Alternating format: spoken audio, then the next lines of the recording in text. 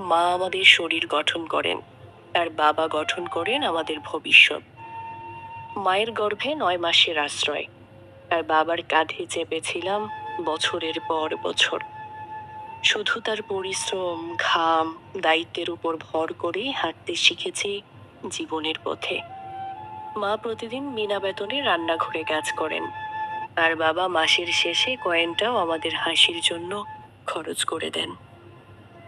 তবু ভালোবাসার প্রকাশে মা যেন রঙিন আকাশ, আর বাবা হন সেই নীরব বাতাস, যার অস্তিত্ব টের পায় তখনই, যখন তিনি একটু কম থাকেন। মা আমাদের প্রিয় খাবার নিজের হাতে রান্না করেন, আর বাবা দোকান ঘুরে ঘুরে সেটা খুঁজে এনে দেন। কিন্তু কৃতিত্বটুকু ঠিক মায়ের হাতেই থাকে। মায়ের ভালোবাসা চোখে পড়ে, বাবার ভালোবাসা থাকে মাটির নিচে শিকড় হয়ে, যা না দেখলেও বোঝা যায়। তার কারণেই আমরা শক্ত হয়ে দাঁড়িয়ে আছি। ফোনে কথা বলার সময় প্রথমেই মায়ের খোঁজ নেই।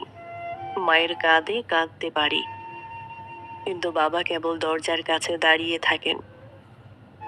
চোখে হয়তো হাজার কথা, মুখে কোনো শব্দ নেই।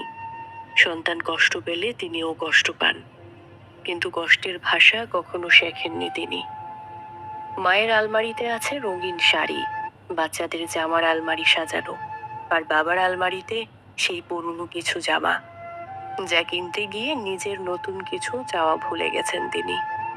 মায়ের গয়নার বাক্সে সোনা রূপা, আর বাবার আঙুলে বিয়ের সময় সেই তার বড় অর্জন, যা কখনো কোনো স্বীকৃতি চান না, কারণ তাতে চোখে জল আসে সব দায়িত্ব প্রতিশ্রুতি। কারণ তিনি জানেন বাবা সকালে বের হন না, রোদ বাজারে ক্লান্তিও অপেক্ষা করে ফিরে আসেন রাতে। পাহাড় শুধু সন্তানদের দেখি প্রাণ ফিরে পান। বয়সের ভারে একদিন তিনিও ক্লান্ত হয়ে পড়েন, তৃপ্তির হাসি। সন্তান ভাবে মা ঘরের কাজে সাহায্য করেন, কিন্তু বাবা আর কিছুই করতে পারেন না।